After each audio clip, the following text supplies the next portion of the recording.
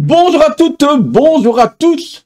Deuxième prise de ce nouveau Read Club. Et oui, j'ai oublié de brancher mon micro, donc j'ai parlé un bon 10 minutes dans le vent. Bon voilà, pour la petite annonce. Oui, je sais, ça fait longtemps que je n'ai plus fait de Read Club. Je pense qu'il y en a eu un en 2025. Mais comment vous dire que 2025, c'est moi, ça démarre comme ça, quoi. Plié au plancher, auteur, etc.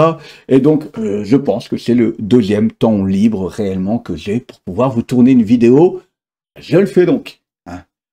Pour résumer vite fait, problème de bagnole, surprise, imprévu, c'est parti dans tous les sens. Franchement, janvier, ça a été assez dingue. Du coup, aujourd'hui, qu'est-ce que je vous propose?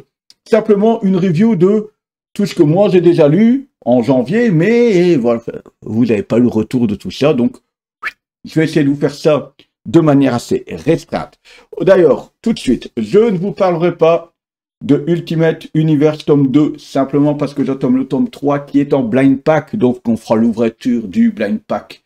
Et puis je vous parlerai un petit peu de ces, finalement, déjà 6 premiers mois, on peut dire, enfin 4, ouais, voilà, de cette relance de l'univers Ultimate. Bon, on en parlera au moment de l'arrivée du blind pack 3. Je peux aussi vous dire de tenir à l'œil une série que je ne connais pas, que je ne connaissais pas et que je ne connais toujours pas, simplement parce que, rappelez-vous, j'étais à Valambule 2024, c'était en novembre, et il y avait monsieur Paul Renaud qui était en dédicace, hein, qui m'a dédicacé, je l'ai retiré, il était là avant d'avoir le Lego, cette fantastique blank cover de Spawn. Eh bien, on pouvait avoir sur le stand d'Astro City, qui organisait cette dédicace, ces petits avant-goûts de Photonique, Photonique tome 1, le règne de la lumière, qui est ici, qui devait sortir normalement, vous voyez, en novembre 2024. C'est écrit ici en haut, tome 1, novembre 2024. Il y a un peu de retard, parce que Paul est en train de fignoler ça, il a travaillé, et voilà. Donc ça sortira dans le courant 2025. Je pense même qu'Astro City va organiser une petite dédicace sûrement pour l'ouverture. Et donc on avait ce petit avant-goût de ce tome qui sortait. C'est en noir et blanc. C'est franchement magnifique. Et donc j'ai découvert un petit peu l'univers de Photonique. Ça m'a donné très envie. Simplement parce que dans ce tome, enfin dans cette petite 20 premières pages, regardez-moi ça, on ne voit pas réellement Photonique à l'action. On le voit au pied du lit, si je ne dis pas de bêtises, de mémoire, depuis novembre, de son frère. Hein, là, c'est Photonique, sa version humaine, et son frère qui est très malade. Et donc, il y a ce petit relent de profitons de ce qu'on a, en tout cas, cette remise en question de j'ai des pouvoirs, je ne veux plus les utiliser. Donc voilà. Donc voilà, il y a cette remise en question. Ça restera un chouette souvenir puisqu'il est dédicacé par Paul Renaud. Donc voilà, je vais garder à l'œil ce Photonique. Je ne serais pas étonné que si j'arrive à aller à la dédicace d'Astro City pour l'occasion, au moins de le prendre. Ça sera aux éditions, j'ai oublié de vous le dire, Black and White. Donc voilà, Black and White, si je ne dis pas de bêtises, généralement plus en librairie ou sur leur site. J'ai lu aussi, je me suis remis à jour, de King Spawn, tome 4. Je suis toujours en retard, je pense, de Spawn Renaissance et de The Scorch. Scorch qui est aussi au tome 4. Simplement pour vous dire que sur ces scénarios de Todd McFarlane pour King Spawn et Sean Lewis avec au dessin Ravi Fernandez, Thomas Nashlik, Von Randall et Kevin Keane, et bien que de 1, mais ça c'est généralement toutes les séries Spawn ont un style particulier, mais généralement ça claque sa mère. Allez, hop, hop, regardez ça. C'est efficace, c'est brutal, c'est vraiment très classe. Voilà. Ce que je trouve cool, c'est que j'ai l'impression que tout doucement, les séries arrivent à se détacher du fait d'être entremêlées. Vous vous rappelez, je vous disais que dans les séries Spawn, qu'il y avait comme problème, c'est que on nous vendait ces nouvelles séries comme une bonne manière de raccrocher le wagon. Enfin, surtout ceux qui veulent vendre du comics. Et moi, je me disais, ouais, il y a quand même beaucoup de références à avoir, et dans chaque série, on fait référence à d'autres séries.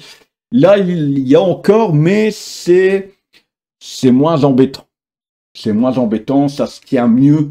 La série Kingspawn se tient mieux toute seule, je trouve, même si ça reste du classique hein, au final. Je ne comprends toujours pas quel intérêt d'avoir ouvert la série Spawn classique pour faire Kingspawn qui a finalement hein, Al Simmons comme personnage central. Je ne comprends pas. Tant Gunslinger, tant The Scourge de mettre l'accent sur l'équipe. Ça, je ne comprendrai toujours pas, mais ça se tient mieux tout seul quand même. Ça, c'est déjà cool. Alors, si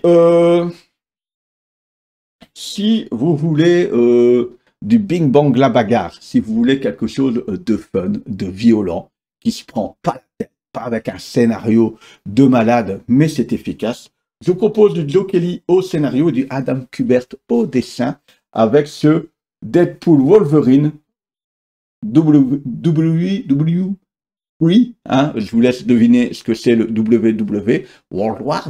Non, non, non, non, c'est plus finaux que ça. Hein. Où on a nos deux héros qui arrêtent un tueur en série appelé Wither, qu'ils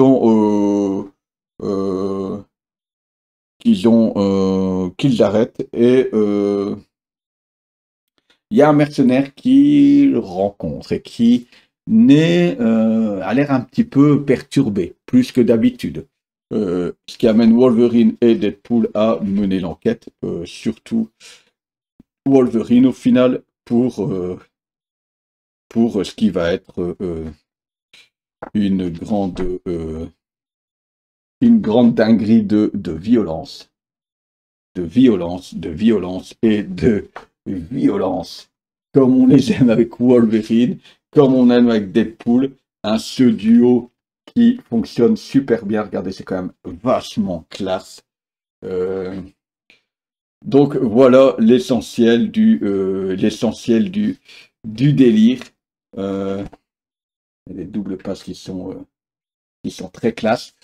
Je vais pas vous mentir et vous vous doutez qu'à un moment donné, il va falloir que Wolverine et Deadpool se tapent dessus. Hein, on attend de toute façon que ça.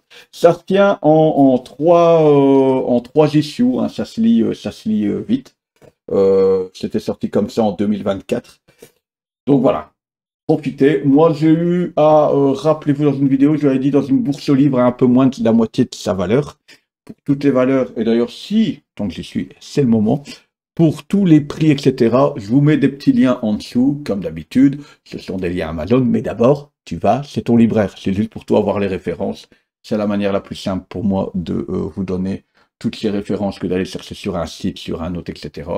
Vous cliquez, vous voyez, mais va chez ton libraire en priorité. Et tu verras que peut-être que c'est un peu cher. Hein. Ça doit tourner aux alentours des 18 €, je dirais, facilement. 18-19, moi j'ai eu à moins de 9 €, donc j'en ai profité. Je serais peut-être pas allé de prime abord dessus, hein, mais finalement, c'est peut-être ma meilleure surprise. Pourquoi meilleure surprise? Parce que j'en entendais rien, vraiment. Et voilà, il y aura peut-être ma grosse déception derrière, mais un peu plus loin. Mais voilà. Je me suis fait aussi un classique que je n'avais toujours pas lu. Moi j'ai trouvé en must-have, pareil dans ma bourse aux livres, vraiment pas cher du coup. J'ai fondu dessus. Wolverine, les origines, c'est alors que je dis pas de bêtises, du Paul Jenkins, du Joe Quesada et du Bill Zemas au scénario et du Andy Kubert encore au dessin. Je me suis fait une salve d'Andy Kubert. C'est une série de 2001 en 6 issues dedans. Vous avez l'intégralité du récit. On est sur quoi? on est au début du 19e siècle et on a une jeune fille qui est là, qui rejoint une maison d'une famille noble pour pouvoir, bosser dans cette maison comme femme de ménage. On a dans cette maison forcément des ouvriers, voilà. Là, c'est le fils de l'ouvrier, du jardinier, de l'homme à tout faire. Hein. Et on a en même temps aussi ici le fils de la famille noble, qui lui est assez timide, assez réservé, assez enfermé. On sent que dans cette famille, la mère est très enfermée, est très renfermée, même très renfermée dans sa chambre tout court, hein, pas moyen de communiquer avec. Et on sent qu'il y a eu un drame dans cette famille. Et, comme l'explique Wolverine, là, c'est la naissance de Wolverine, de Logan. Hein, et ça venait mettre à l'époque la lumière, expliquer le passé de ce personnage qui avait encore énormément de zones de flou hein, dans son histoire. Eh bien, cette joyeuse équipe s'est lancée là-dedans. Alors, ce qui est cool, c'est que sur la moitié du récit, on brouille les pistes un petit peu de qui va être ou ne va pas être Logan. C'est-à-dire qu'à un moment donné, on danse un petit peu d'un pied à l'autre jusqu'à finalement avoir l'histoire de Logan qui se déclenche. C'est bien, c'est vraiment bien ficelé. J'essaie de ne pas trop vous spoiler, mais voilà, on est sur un autre style que c'est vraiment de pas vous montrer, mais les très belles pages, j'ai l'impression spoil, et j'ai pas envie, même si c'est un récit hein, qui a maintenant tout doucement 24 ans, hein. Donc si comme moi vous ne voulez pas être spoilé, ça devient très compliqué. On ne reste pas, si au début c'est un triangle un petit peu avec les enfants, on ne reste pas centré si sur ces personnages, mais ils grandissent, c'est-à-dire qu'on va pas se retrouver avec 6 de gamins qui jouent et qui découvrent ses pouvoirs, etc. Non, on va suivre après les aventures, vous voyez, de notre Logan adulte, le début de sa vie d'adulte et de ce côté où il faut cacher ses pouvoirs, etc. C'est historique, c'est un drame. Il y a un petit peu, on peut retirer un petit peu une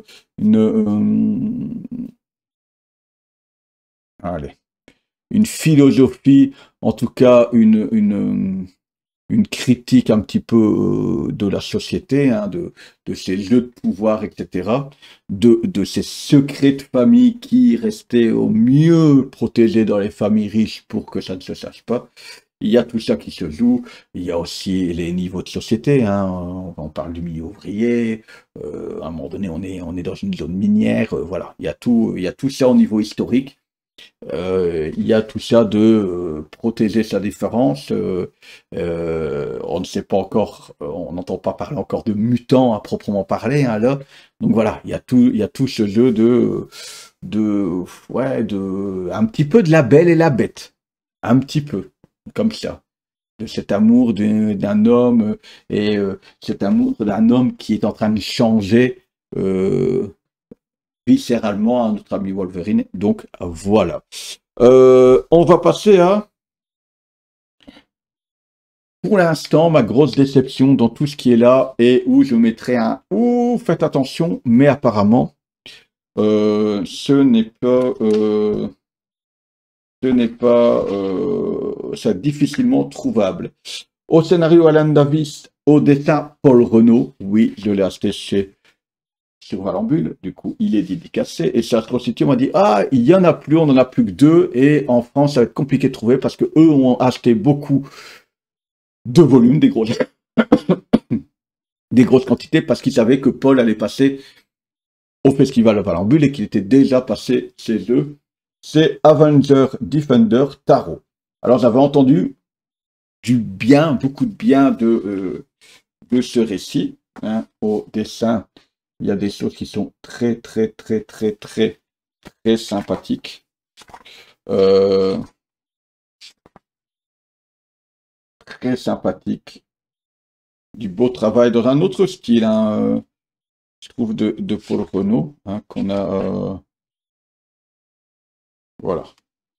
On a des choses qui fonctionnent très bien. L'histoire. Des souvenirs à la fois douloureux et improbables de la Seconde Guerre mondiale ressurgissent. Namor, Captain America et leurs coéquipiers respectifs, des défenseurs et des Avengers, plongent ainsi dans une folie cauchemardesque et destructrice engendrée par le démoniaque Ishor Dish Izok. En s'appuyant sur un jeu de tarot de sa création, l'alchimiste Diablo oppose les héros pour servir ses propres intérêts. Je vous dis tout de suite, je vais devoir le relire. Je vais peut-être me faire mal 2 fois. Pourquoi? Parce que il y a une histoire de tarot, hein, qui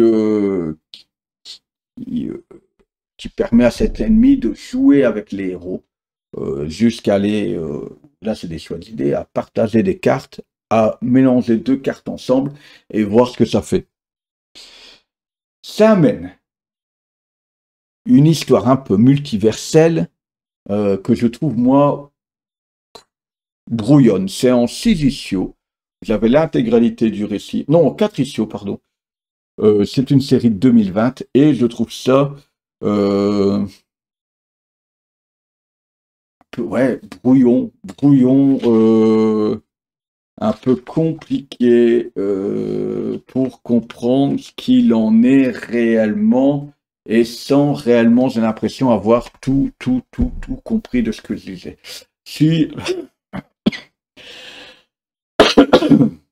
de moins en moins fan des histoires multiverselles, hein, clairement, et de ces histoires qui, pour expliquer le pourquoi du comment, faut un petit peu du hop, hop, hop, hop, et voilà, c'est magie, c'est comme ça, et puis démerde-toi avec ça. Donc voilà, c'est ma déception, parce qu'on me l'a peut-être super trop bien vendu, et que dans tout ce que j'ai lu là, ben, c'est le moins bon. C'est le moins bon. Comme on me l'a vendu, vous voyez, je vous disais, j'en entendais rien. Du coup, agréablement surpris. Et là, ben, on me l'a tellement bien vendu que je m'attendais à un truc top, over the top, over the pop, et bof, bof, bof, bof, bof, bof, bof. Dernière chose, hein, c'est d'ailleurs pour ça, ça me fait penser, c'est d'ailleurs pour ça que les Avengers, j'aime de moins en moins les séries Avengers, comme il y avait dans Marvel Comics. Ça, j'avais lu toute la première saison de Marvel Comics, les 2 premières années, là. Et puis Avengers, j'en avais ras la casquette, je trouvais pas ça intéressant et un peu mal fait, pour tout dire. Mais par contre, comme quoi de temps en temps, un contre-exemple, Judgment Day, Act, c'est pour Avengers, X-Men éternel.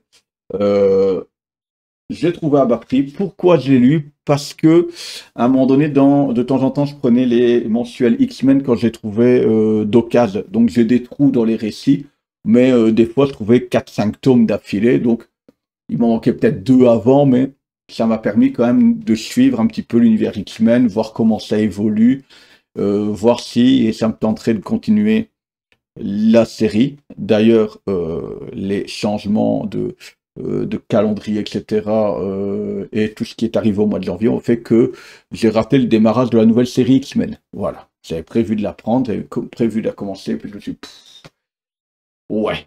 J'ai postposé l'achat, j'ai vu les retours qui arrivent, ça ne me donne pas envie. D'ailleurs, en commentaire, si vous avez envie d'essayer de me donner envie de lire X-Men là à partir de la relance, allez-y, allez-y. Ça ne veut pas dire que si je la trouve d'occasion, je la commence pas d'occasion. Mais là, à plein pot, à 16 euros le bouquin, donc 32 € par mois, ça ne me donnait pas envie. J'ai préféré rester sur mon petit Ultimate Universe. Et d'ailleurs, je comptais reprendre Marvel Comics en janvier, et du coup, je ne l'ai pas fait non plus. Parce qu'en comptant, je me dis, 45 € de budget, tant pis. Mais en tout cas, ce Judgment Day, ça me donnait envie. Alors, on a une pléthore de Kieron Gillen au scénario, et puis au dessin, il y a beaucoup de gens. Il y a beaucoup de gens. Il y a du Dustin Weaver, il y a du Valerio Schiti, Federico Vicentini, Francesco Mobili, Pasquale Ferri et Yvonne Fiorelli. On retrouve là-dedans Avengers X-Men 1, Axe Judgment Day 1 à 6, Axe Avenger 1, Axe X-Men 1 et Axe Éternel 1. Voilà. Qu'est-ce que c'est Alors que on est au moment où, ben, vous savez peut-être ou pas, les X-Men ben, il y a une nation. Il y a une nation mutante, forte, et qui est capable de ressusciter sous certaines conditions. Mais en tout cas, et c'est ce que je trouvais dommage dans l'univers X-Men, je trouve qu'on perd des enjeux dès le moment où on sait que les personnages peuvent revenir n'importe quand, peuvent ressusciter, et de temps en temps, sur certaines équipes, on en fait une mécanique d'histoire, et là oui. Mais voilà, je trouvais que ça perdait de l'engagement. Et du coup, les X-Men s'autoproclament un peu les nouveaux dieux de la Terre, hein, ces nouveaux éternels, et vous voyez où je veux dire, les éternels ne l'entendent pas de cette oreille et comptent leur rappeler que la place de Dieu est déjà occupée. Les Avengers, eux, là-dedans, se retrouvent pris au piège entre ces deux créatures. Ce qui vient qu'à un moment donné, et c'est là le pourquoi du comment, ça je vous laisse découvrir, mais en tout cas, la base des Avengers est dans un céleste. Voilà en couverture. Hein. Et les Avengers comptent utiliser ce céleste, notamment, c'est encore une idée de Janine, notre ami, notamment de Tony Stark, hein, de faire de ce céleste une arme, un allié pour mettre fin à ce conflit. Pas de bol, ça va partir en cacahuète. Ok, et finalement, ce céleste, j'essaie de vous trouver une page sympathique.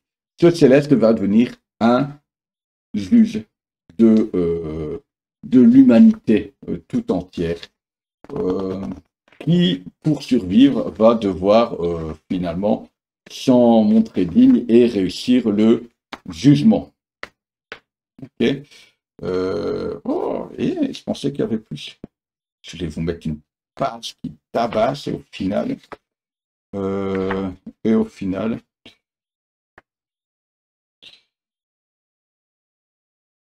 voilà. Voilà notre céleste. Et notre céleste, et donc qui va prendre vie, voilà, et grâce à son pouce, va décider du jugement des gens. Et c'est, je trouvais ça quand même assez intéressant, assez efficace. C'est plus simplement raconté simplement que Tarot. C'est juste ça. Et va mettre nos héros en questionnement de qu'est-ce qu'il faut faire pour être bon, le mensonge, les prises de décision qu'on pense pour le bien, etc. Donc voilà, un petit peu de philosophie, ça ne vole pas très haut, c'est peut-être du déjà vu, mais j'ai été agréablement surpris. Ça reste, soyons clairs, du gros blockbuster où encore une fois la Terre va être à deux doigts d'imploser, mais les Avengers, les X-Men, certains éternels vont devoir prendre leur courage à deux mains, faire équipe pour mettre fin à tout ça. Donc voilà, c'est encore une fois efficace. Ça restera pas le récit du siècle, mais c'est vraiment cool et j'adore cette cover pour le coup. Euh, J'étais bien content. Encore une fois, je sais pas si j'ai mis 10 balles hein, dans ce comics, ce qui fait que le comics devient ce qu'il est réellement, hein, parce qu'on est en train de se prendre la tête de oh, mon Dieu, mon Dieu, mon Dieu, mon Dieu. Il n'y a plus de grands comics, de scénarios, de trucs de ouf. Euh, ouais, mais est-ce qu'il y a eu réellement, régulièrement, des trucs de dingue? Je vous dis tout de suite, je suis en train de lire le Spider-Man de Larsen, l'Omnibus. C'est excellent, je m'amuse, etc. Et c'est pas un scénario de dingue, hein. C'est efficace, des enjeux simples, des actions simples, des méchants simples, qui restaient des fois grand maximum. Et là, je suis en train de dire une partie avec Venom. 3 issues, et entre tout ça, il y a le fil conducteur avec Tante May, il y a le fil conducteur avec Mary Jane, la vie de Peter Parker à côté. Mais c'est efficace, et c'est pas des scénarios de fou.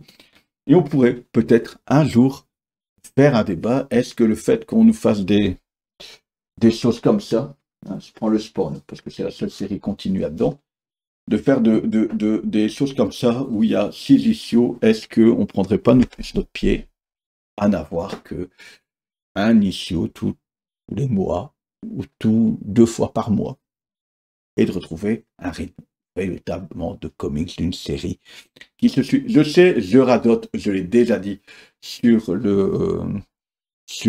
la chaîne, moi je serais pour. Alors oui, quand on a une histoire entière comme ça, je suis d'accord, sortez-nous-le comme ça, c'est tout aussi efficace, mais sur les séries continues, ça se vendrait pas, peut-être pas en France, je le sais, mais voilà, moi je reste persuadé que sur les séries continues, avoir un truc par mois, 2 par mois pour les séries un peu plus importantes, comme Spider-Man, comme Batman, des séries où il y a de quoi alimenter, ça serait tout aussi efficace, et au moins, on ne se perdrait pas. Parce que de temps en temps, j'ai déjà dit, moi, dans les séries continues, quand ça sort tous les 6 mois, des fois j'ai dit, qu'est-ce que j'ai encore lu il y a un petit temps. Enfin, voilà. Ce sera tout pour moi ici. Oui, ça c'est de la franco-belge, je vous en parlerai peut-être un peu. Donc, la prochaine fois, j'espère qu'il va arriver assez vite. On ouvre le blind pack Ultimate Universe, le tome 3, hein, parce que ça a fonctionné en blind pack le 1, et on va sortir un blind pack le 3. Ce sera ça pour la prochaine fois. Autrement dit, ici, si vous tombez ici, c'est la scène où on fait ce qu'on peut. Bienvenue dans le Read Club, on parle essentiellement comics, mais un petit peu manga, un peu de franco-belge de temps en temps. Et voilà, même si le rythme en ce moment n'est pas effréné, n'hésitez pas, un grand merci pour tous ceux qui vont s'abonner, tous ceux qui like, tous ceux qui partagent, hein, plus que jamais. La chaîne en a besoin parce que je vous raconte même pas comme il y a un an, je faisais 2 vidéos par semaine parce que les créneaux horaires ça allait nickel. Cette année, je ne sais plus le faire. Et donc, pour vous situer, en septembre, on était à 3000 heures de visionnage par mois. On est descendu à 1700. Mais on s'en fout, ça n'a aucune importance. Parce qu'on se retrouve tout bientôt pour un prochain Read Club. Ciao, ciao!